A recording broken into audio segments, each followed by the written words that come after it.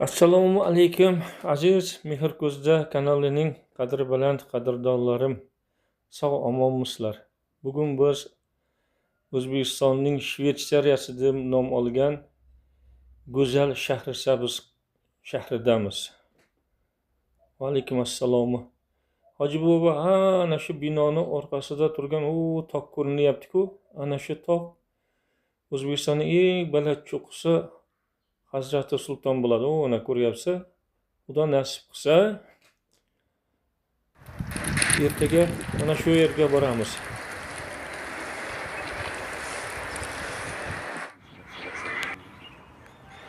Azizlar, Sohibqiron Amir Temur bobomiz tomonidan 1370-yillarda qurilishi boshlangan Shahrisabz, o'sha Kesh shahrining, qadimiy Keshning obidalarini ko'rishni davom etkazamiz azizlar. Hozir mana biz Ulug'bek tomonidan qurilgan Oq gumbaz deb, ko'k gumbaz deb ataluvchi Oq masjidning ichiga kirib keldik. Azizlar, bu mana bu turgan joyimiz ayvoni hisoblanadi. Ro'paramizda madrasa.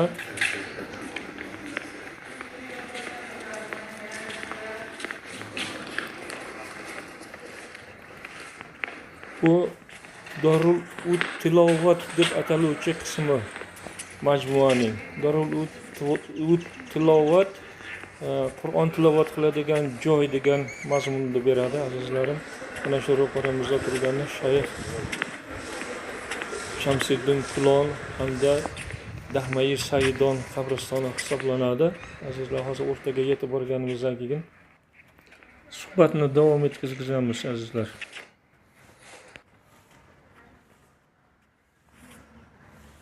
Yurdik, vaqt o'tkazmaymiz, kiramiz.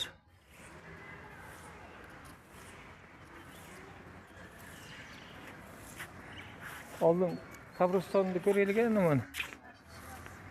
Assalomu alaykum. Alaykum assalom. Taksi to'liq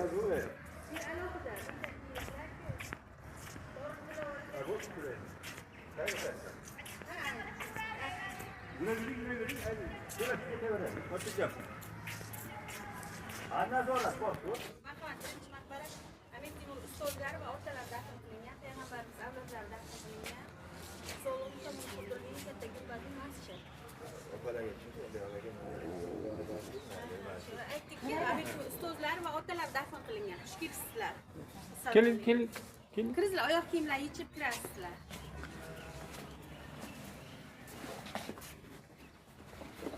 Bismillah. Azizlar, Shayx Shamsiddin Kulol qabri Sohibqiron Amir Temurning ham otasi Amir Bahodir Tarag'ay har ikkalasini ham ma'naviy piri ustozi hisoblanadi.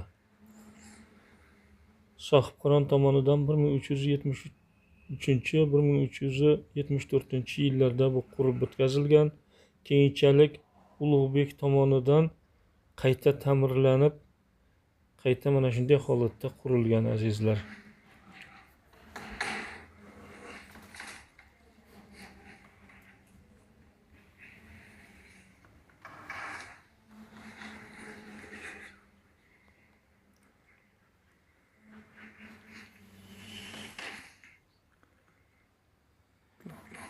أعوذ بالله من الشيطان الرجيم بسم الله الرحمن الرحيم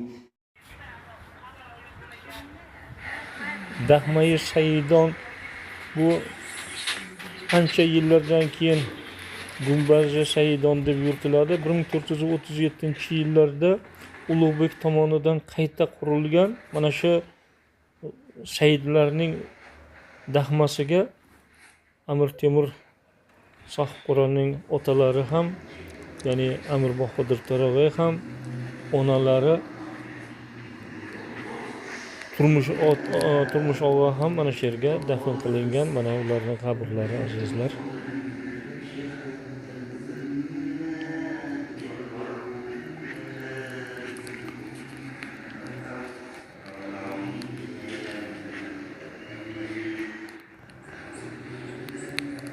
Bu maqbara Amir Temurdan keyin bir 30 yillardan keyin qayta qurilgan holatdagi mana shunday holatda saqlanib kelyapti.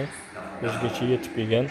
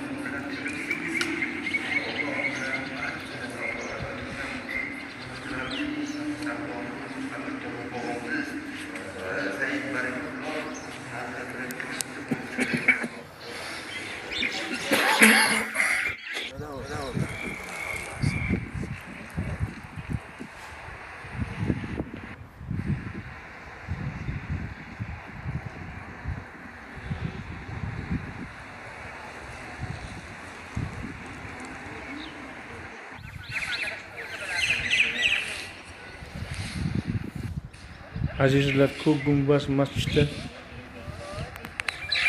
Ulug'bek tomonidan 1437-yillarda qurilgan deb aytiladi.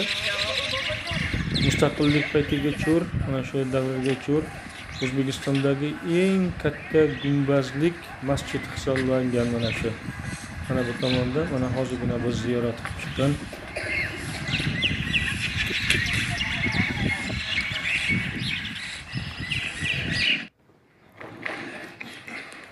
masjidda ichiga kirib mana bu ko'rganimizda bizda Movarounnahr arxitekturasiga mos bo'lmagan naqshlarni ko'ramiz. Azizlar, buni ustalarini Hindistondan maxsus keltirib qurilgan deyiladi. Mana bu naqshlarning hammasi Hind uslubida, Hind naqshlari bilan bezatilgan masjid hisoblanadi. Qurilishidagi mana shu naqshlardan tashqarilari Movarounnahr uslubida bo'lsa ham, lekin naqshlari Hind uslubida qurilgan azizlar.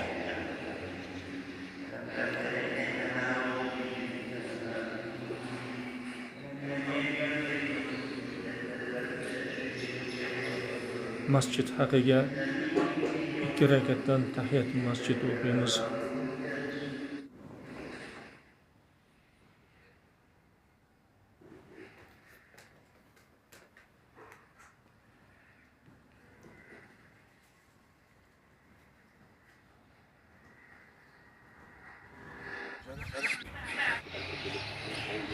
Endi sayohatimizni Dar-us Saodat, ya'ni saodatliklar joylari degan qismdan boshlaymiz azizlar. Mana bu yerda Amir Sohibqironning avlodlari ko'milgan maydonlar, qabristonlar hisoblanadi. Mana bu yerda Amir Temur Sohibqiron o'ziga qachonki vafot etganda ko'mish uchun dahma tayyorlab qo'ygan bo'lgan. Hozir mana shu dahmani ko'ramiz azizlar. Shu ko'mishini vasiyat qilgan. Lekin bu yerda ko'milish unga nasib qilmadi. Mana bu dahma o'tgangi asrning o'rtalarida qishloqning yo'lida qolib ketilgan bo'lgan. Mana shu yo'ldan o'tib keta turgan bitta qizcha mana shu dahmani, mana shu ventilyator tumalog'ini teshigidan tushib ketgandan keyingina bu topilgan. Manbalarda, kitob manbalarida yuritilgan bo'lgan-ku, lekin qayerdaligi noma'lum bo'lgan edi. Ana shu qizchani tushib ketishi natijasida mana shu sag'ana topilgan. Bu yerda hech kim qo'yilmagan. Sohibqiron o'ziga atagan, lekin hammamiz bilamizki, Sohibqironning qabrlari Go'ri-Emirda azizlar.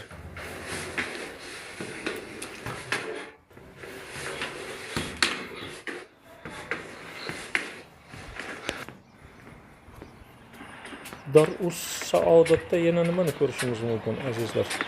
Mana bu ana shu ko'k gumbaz Ulug'bek qurdirgan ko'k gumbaz masjidi ham biz unda bo'lib qaytdik hozirgina.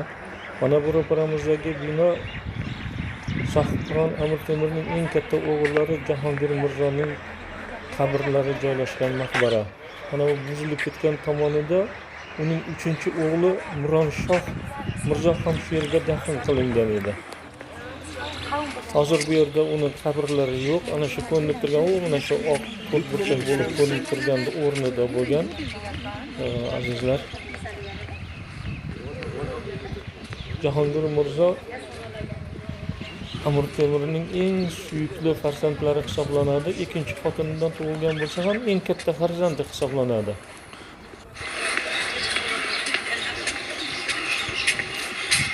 Valiahd qilib belgilagan, ming afsuski Jahongir Mirzoga valiahdlik, ya'ni saltanatni boshqarish nasib qilmadi. 20 yoshida vafot etgan. Jahongir Mirzoning onasi Qibchoq urug'idan Amir Qozog'on ibn Musallibning qizi O'lja Turkonog'a. Ba'zi kitoblarda uni Turmush og'a ham deb atalashadi. Mana shu Sohibqiron bilan mana shu O'lja Turgon og'aning nikohidan tug'ilgan.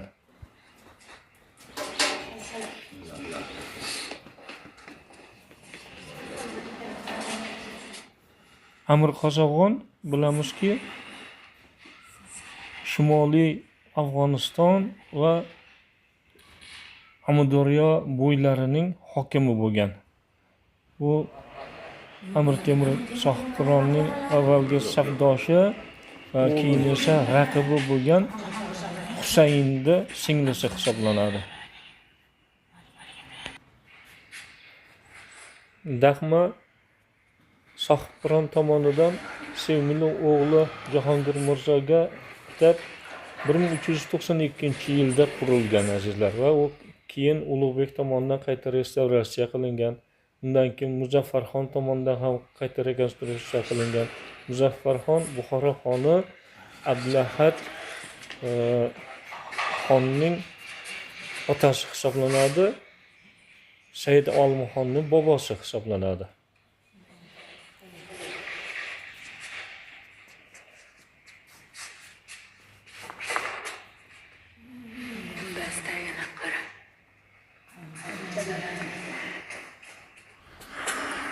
Amir Temur Sohibqiron tomonidan qurilgan maqbarani yuqori qismidagi ozginagina eski naqshlari qolganlari mana shunday holatda qayta shuvolib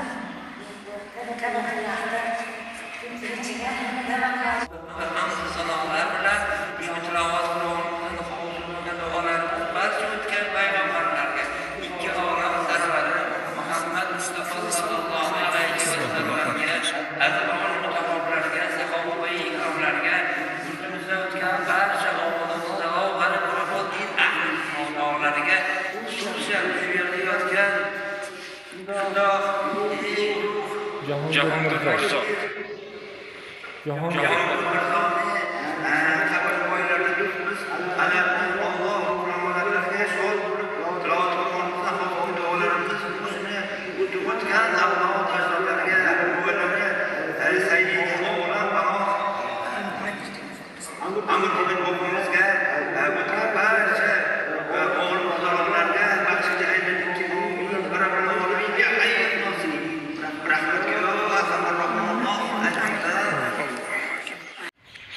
Sohibqiron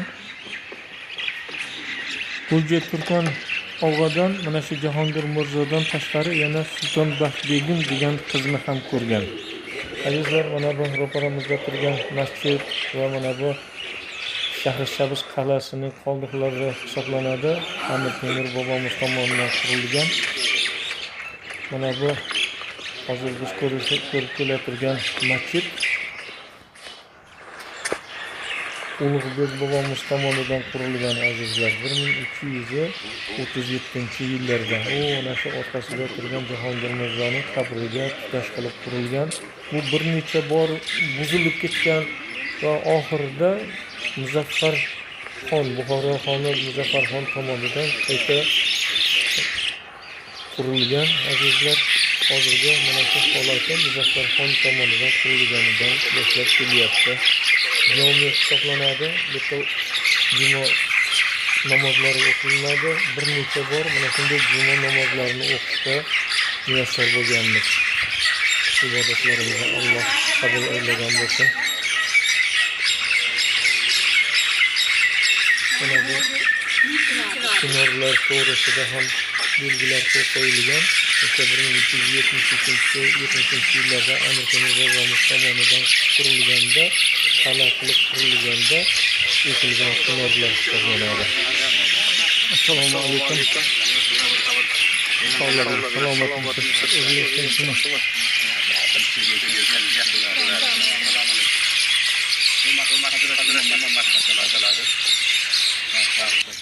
tarixiy obida hisoblanib, mana Temur bobomiz davrida mana shu majmuani qurganda, masjidni qurganlar 15-asrda vayron bo'ladi. Keyin 18-asrda yana Buxoro amiri Muzaffarxon tomonidan qayta tiklanadi.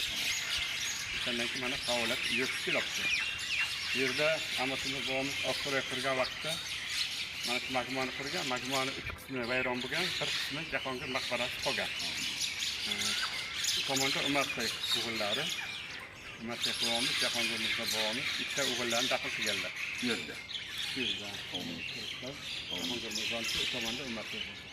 Mana shu Oqsaroy binosini qurgan vaqtda mana shu binoni qurganlar. Asl niyatlari o'zlariga ham sog'ona qildirganlar.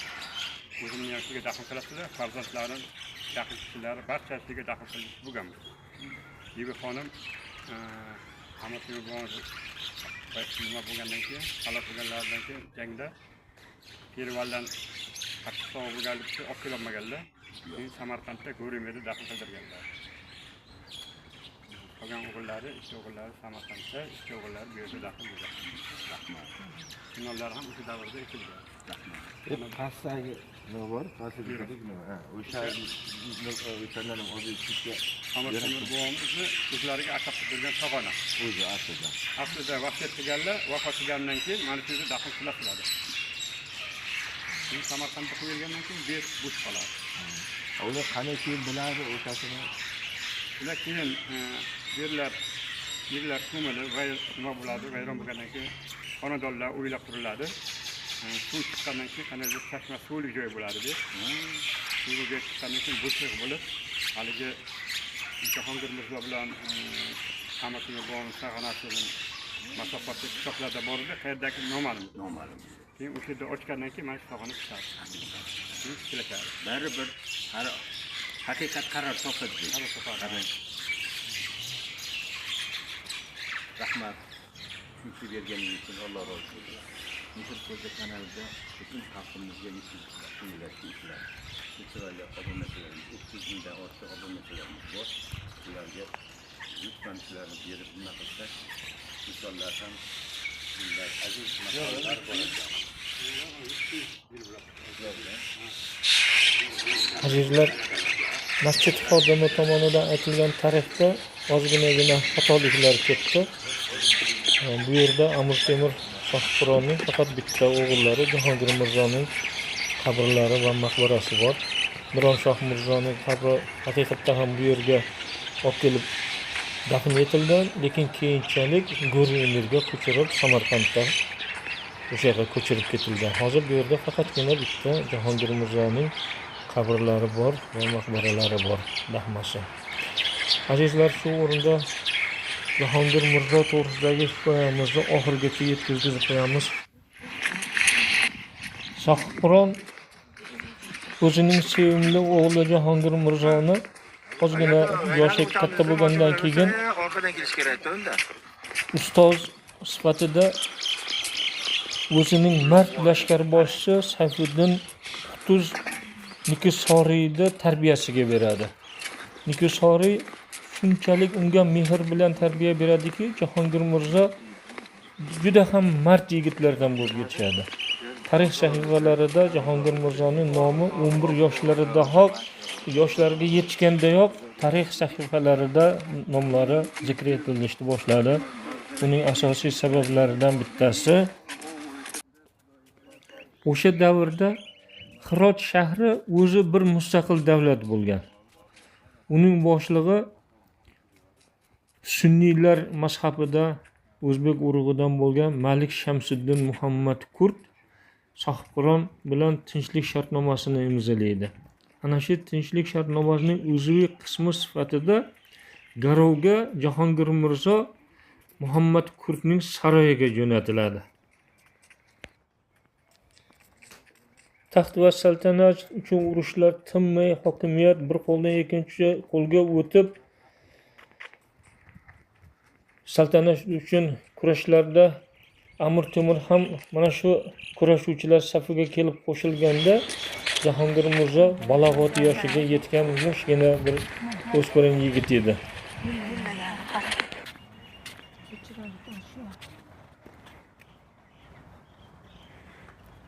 Ana shu gulda oti Bugungula degan gul hisoblanadi. Har xil bo'ladi. Shakarxon ana gulim ham to'shta bo'lardi-da u. Chingiz avlodidan 28-xon Chig'ota ulusini boshqargan To'g'li Temurxon o'zining qaynotasi Amir Qozog'onga qarshi bo'lib qo'shin to'plab Kish shahriga qo'shin tortib keladi. Qaynotasi Amir Qozog'onni tutib qatl etkizgizadi. Chig'ota ulusining xoni To'g'li Temurxon qaynotasini qatl qilgandan keyin uni o'rniga Amir Temur Sohibqironni Kesh viloyatining hokimi sifatida unga hokimlikni beradi. Amir Temur Sohibqiron o'zini qaynog'asi Husayn bilan mumkin qadar ahil bo'lishga harakat qiladi, lekin Husayn tomonidan o'zini pochchasiga nisbatan ko'pgina xiyonatlar bo'ladi. Hatto uni o'ldirish to'g'risidagi, Amir Temurni o'ldirish to'g'risidagi planlar ishlab chiqariladi. Buni sezib qolgan Amir Temur u bilan bo'lgan aloqasini uzishga harakat qiladi va Amir Husaynxonning onasi Jahongir singlisi Jahongir Mirzoning onasi vafot etgandan keyin bular orasidagi do'stlik rishtasi tamoman uzil-kesil uziladi. Endi bir-biriga bular yov bo'lib qolishadi. Sohibqiron Afg'onda bo'lib turgan Amir Husaynga qarshi qo'shin to'playdi va Termiz orqali Afg'onga o'tish uchun qo'shinini Termiz shahriga qarab buradi. Yo'lda uni piri ustozi keyinchalik juda ham hurmat qilib, o'zini o'sha pirining oyoq tomoniga ko'mishni vasiyat qilgan Mir Said Hilol uni kutib oladi. Mir Said baraka to'g'risida bir og'iz so'z, u Afg'onistonning Andxey degan joyida 1320-yilda tug'iladi, Saidlardan bo'ladi. Avval Amir Husaynning oldiga boradi va uning tolesida hech narsa yo'qligini ko'rib, yo'lini Termizga buradi. Termizda Sohibqiron bilan uchrashib qoladi. Uning tole porloqligini ko'rib, unga oliy hokimiyat ramzi katta nog'ora hamda tug'li bayroqni beradi. Va oldinda buni juda ham katta g'alabalar kutib turganligini Amir Temur Sohibqironga bashorat qiladi. Mana shu uchrashuv, mana shu bashoratdan keyin Amir Temur birorta ham janglarda mag'lubiyatga uchramaydi.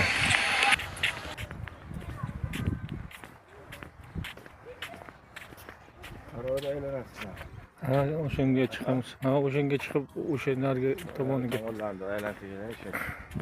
Piyoda ketib qoladi.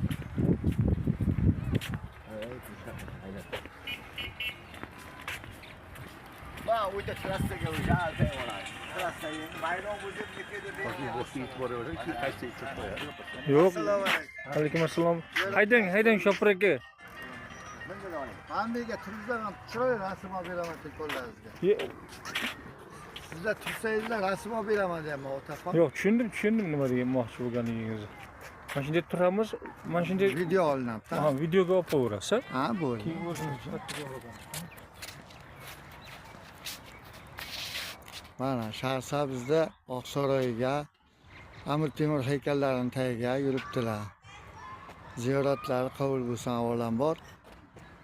Sog' salomat bo'linglar. Mayli, xush kelibsizlar mehmonlar. Rahmat. Xo'p, qanchadan bo'lyapti nimangiz? Akajon 5 mingdan odam boshi 100 mingga dago qildi. Mana odamlarim chiqibdi.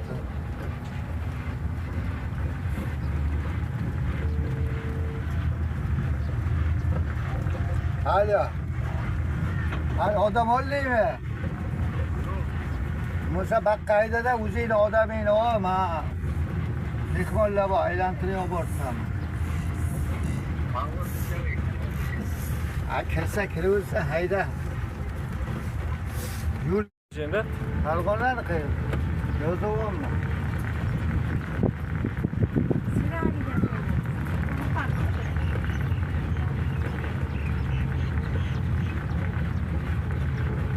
Men Yo'ldavonga 10 yil yashaganman.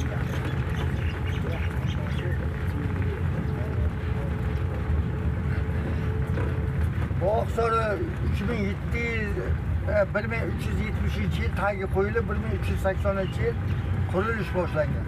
1404-yil tugatilgan qurilish. 24 yil mobaynida qurilgan, 72 metr balandlikka bo'lgan. Hozir kunga mana tarafdagisi 40 metr, u tarafdagisi 38 metr. Agar etaj hisobiga olsa 24 etaj bo'ladi. Mana bu yoqqacha kelgan. Ular arka sifatida bir-biriga qo'shilgan bo'lgan. Sizlar hozir Oqsaroyga kirasizlarmi? ha.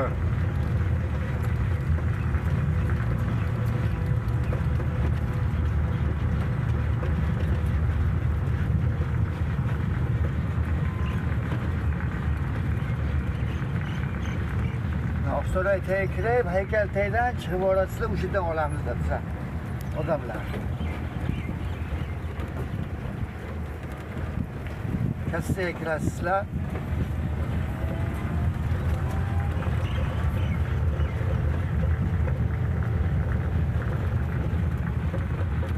Mana, kassa bo'ldi. Xo'p, darrov qaytib chiqamiz biz. Nimaga boshqa yoqqa jo'naymiz? Kassaga kirasizlarmi? Ha, kiramiz. Chiqib keladida. O'zi kiravering.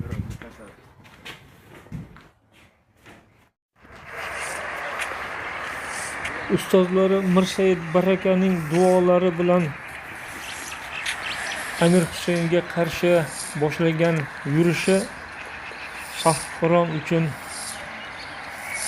g'alaba keltiradi, azizlar. G'alaba bilan u Kish shahriga qaytib keladi.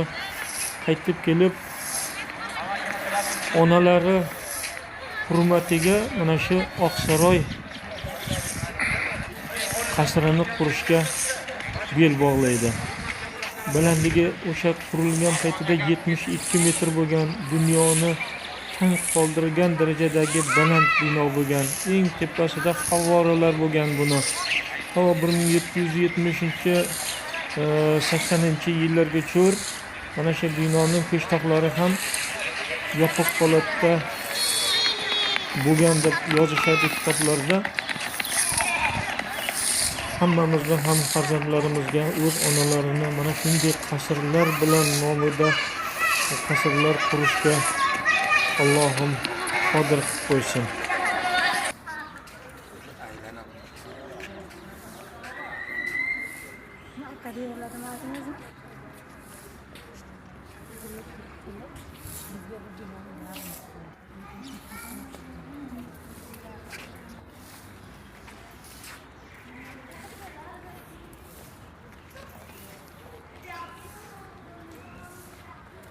Ana opa mana shu yerda burchakda turingchi.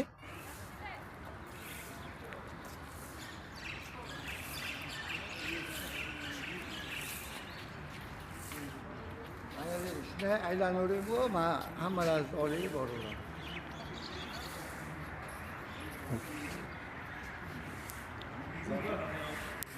Bir gap qo'ydingmi? Gapiravermang, gapiravermang.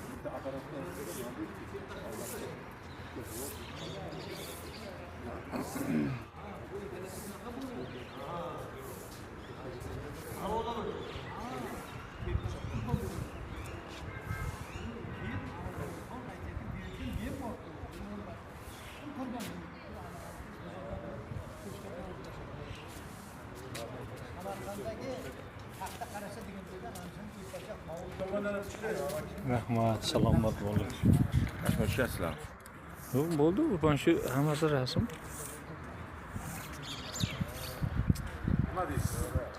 Ketdik.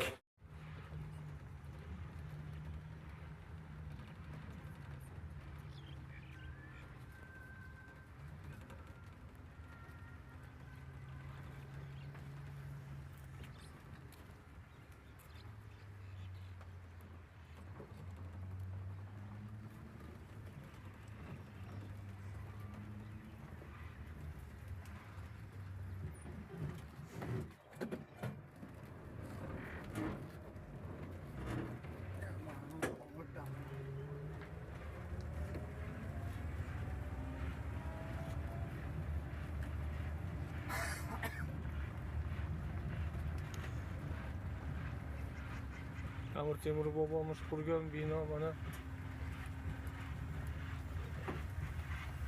1000 yillab turibdi. O'zimiz ustalar qurgan binolar ham daryo ichida 20 yilda mana bunday ahvolga kelib, achinarli ahvolga tushib qoldi.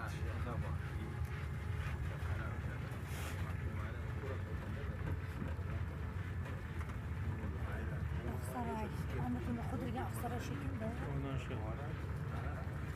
72 metr bo'lgan, hozir 40 metr bunisi, 38 metr bunisi. Chekkan.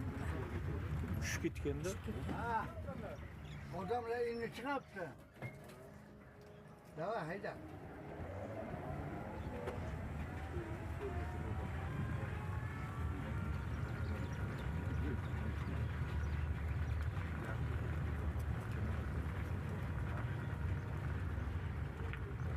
Mana bu ichidan tepaga yo'l bor shekilli. Tepaga zinalar chiqadi shekilli. Ha, nima? Tepaga nimalar bor? u paytlarda lift bo'lmaganda hamma zina bilan chiqqanda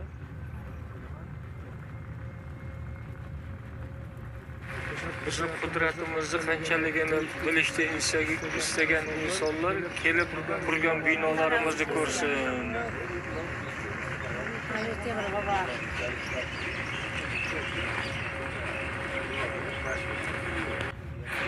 Sohibqiron Amir Temur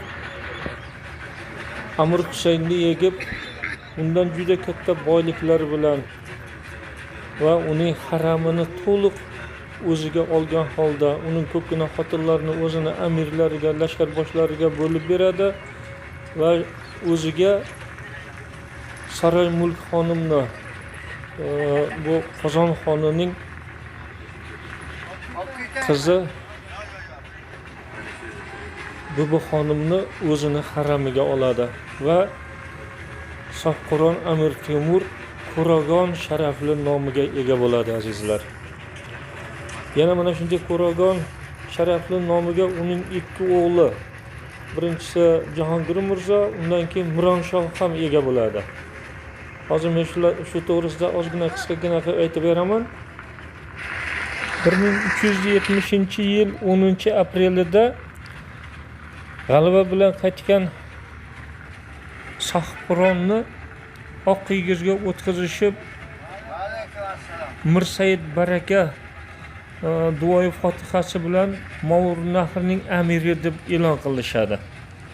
U o'zini saltanatiga yana nima deydi, o'lkalarda qo'shib olish maqsadida birinchi yurishlaridan birini Xorazmga qiladi.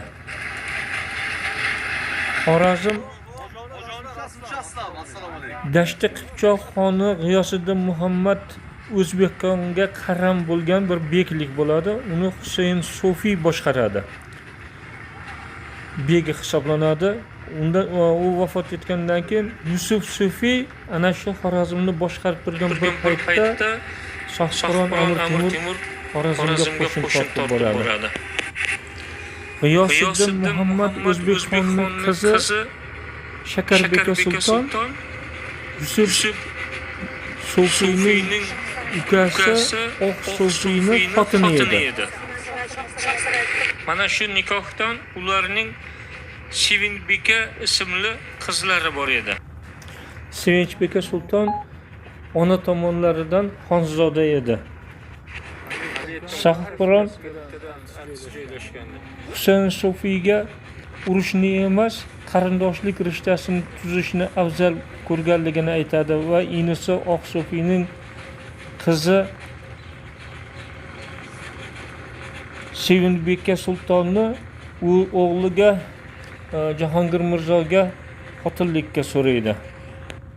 Har ikki tomonning roziligi bilan 1373-yilda o'g'li Jahongir Mirzo Sevinbekkani nikohlab oladi va Qo'ragon, ya'ni kuyov sharafli nomga ega bo'ladi.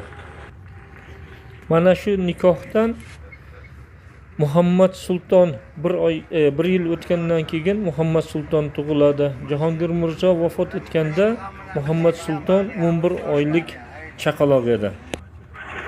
Amir Shahbiron Muhammad Sultonni juda ham yaxshi ko'rardi. Nimagaki nabiralarining ichida eng kattasi bo'lganligi va uning avlodlarida ona tomonidan xonzodalar onasi ekanligidan faxrlanardi. Uning Jahongir Mirzodan keyin valiahd qilib o'zining taxtiga voris qilib sayladi. Lekin bu taxt Muhammad Sultonga ham nasib etmadi. Amir Temur vafotidan 2 yil oldin Muhammad Sulton ham vafot etadi. Jahongir Mirzoning Baxtmulk Og'abegim ismli ikkinchi xotinidan o'limidan 40 kun keyin Pir Muhammad Mirzo ismli o'g'il ham ko'radi. 1383-yilda Xonzoda Sevinbegim Amir Temurning 3-o'g'li Mironshohga turmushga chiqadi va mana shu nikohdan Halil Sulton tug'iladi.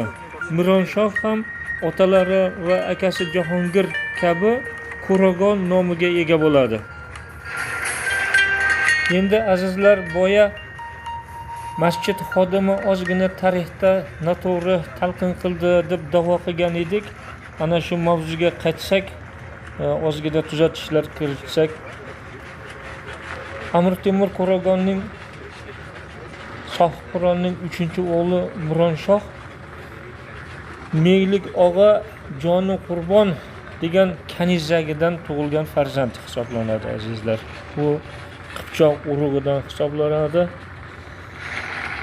Mironshoh judayam mard o'g'lon bo'lib yetishadi. Shahbiron unga saltanatning juda katta qismini Xurosonni, Shimoliy Eron, Iroq, Kavkaz orti o'lkalariga boshliq qilib uni tayinlaydi. O'zi mustaqil ravishda bekliklarni boshqara turgandan keyin u ma'naviy jihatdan buzilishni boshlaydi. Nima deydi? Maishatni yaxshi ko'radi. O'zining xos navkarlari bilan, beklari bilan birga maishat qilib, aroqxo'rlik va boshqa hayosiz ishlar bilan shug'ullanishni o'ziga kasb qilib oladi. U shunchalik bir qahrli inson bo'lib yetishadiki, hatto mana shu davralarda qilichini sug'urib, o'ziga qarashli bo'lgan odamni kallasini olib tashlashga ham qodir bo'lib qoladi va bundan u zavqlanadi ham bo'ladi. Ovga qiziqadi.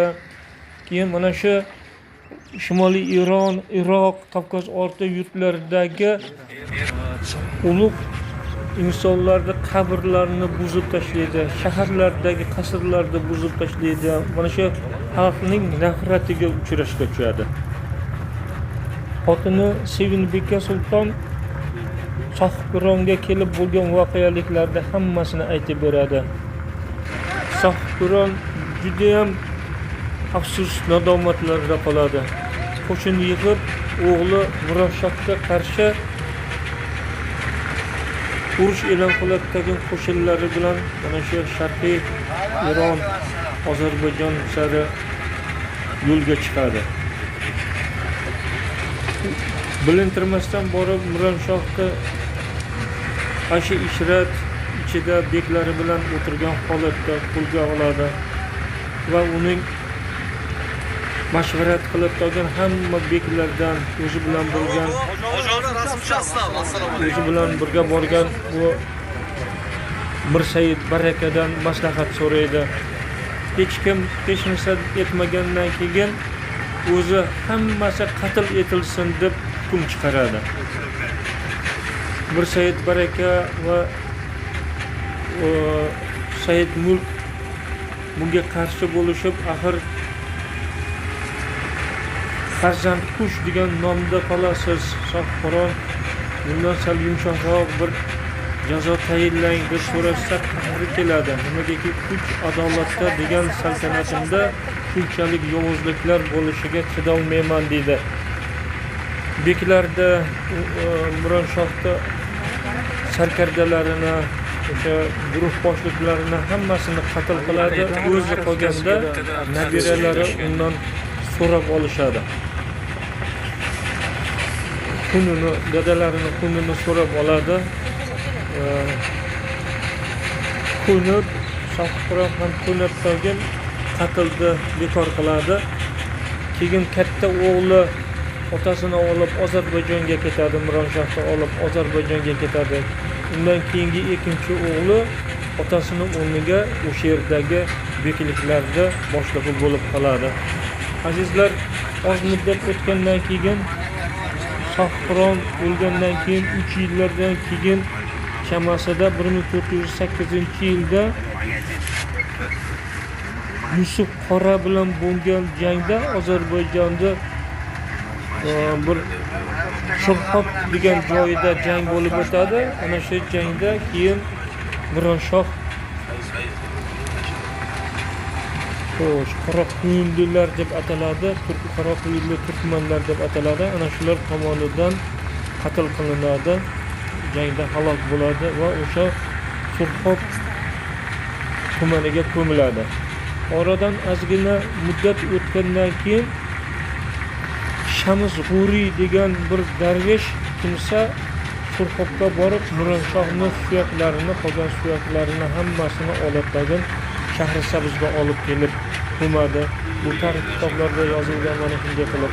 Shahrisabzdagi sizni biz mana shu bugun ko'rgan, biz tilovatlar qilgan Shohrux Jahongir Mirzoning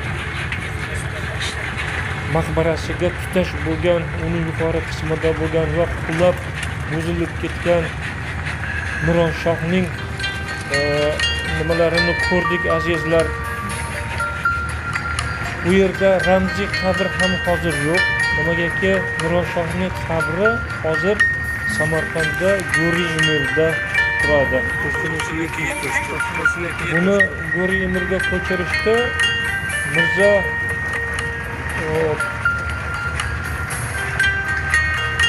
Said Mirzo davrida amalga oshirilgan degan kitoblarda, manbalarda shu narsa bor. Bugungi kunda G'ori Emirda Mirsaid Baraka, Amir Temur, Umar Shoh Mirzo, Mironshoh Mirzo va Shohrux Mirzolarni, Muhammad Sulton, Ulug'bek, Abdulloh Mirzo, Abdurahmon Mirzolarning qabrlari bor azizlar.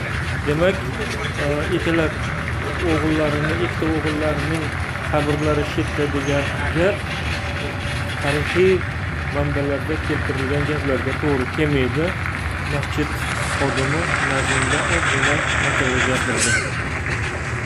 Mana shu o'rinda siz azizlar bilan xayrlashamiz. Mumkin qadar o'qiganlarimizda sizlarga aytib berishga harakat qildik. Albatta bu tarixchiga 100 yil bir qadam xatolar qilgan bo'lishimiz mumkin. Juda uzoq muddat avval o'qiganligimiz uchun otlari esimizdan chiqib qolgan bo'lishi mumkin. Shuning uchun ko'p hollarda to'xtalib eslashga harakat qilib qolyapmiz. Buning uchun siz azizlardan kechirim so'raymiz. Agar sizlarga bugungi ko'rsatuvimiz yoqqan bo'lsa, albatta boshimiz osmonda, yana xizmatlaringizga tayyormiz. Mana shunday sayohatlar bo'lsa sizlar bilan baham ko'rishga azizlar harakat qilamiz. Hammalaring Allohimga omonatsizlar. Alloh har birlariga yor bo'lsin. Xonadonlaringga fayzu barakatlar, tinchlik ne'matlarini bardavom barqaror qilsin. Yaxshi kunlarda uchrashguncha azizlar. Assalomu alaykum va rahmatullohi va barakatuh.